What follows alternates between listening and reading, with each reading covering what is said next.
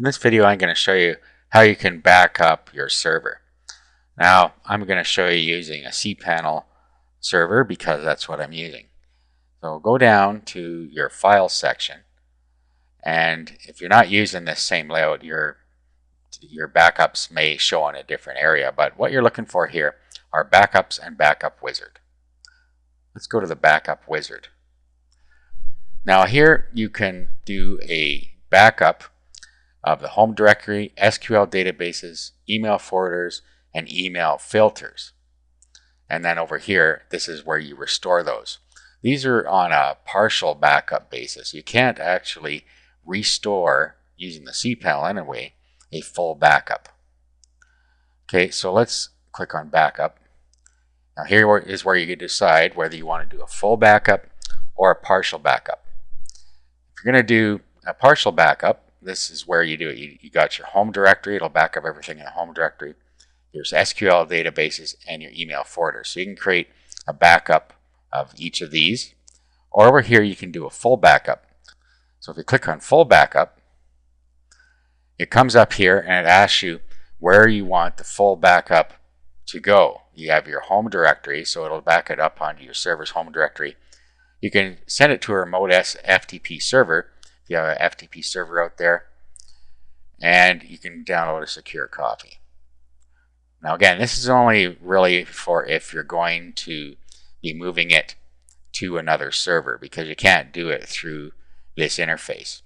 Now if you're comfortable with it, you can download this file, expand it on your desktop in the zip format, and then you'll be able to restore things on a manual basis using an FTP program. It's a little out of our scope here. So what we're going to do, we're going to go select a partial backup. So let's do home directory. And then we can download a home directory backup. So if we click on this, it creates a tar.gz file that we can back up. And so all we do is, of course, just save the file into a folder. Now this is really large, so I'm not going to do this one, but you get the idea. So let's just go back here. Let's do a MySQL databases.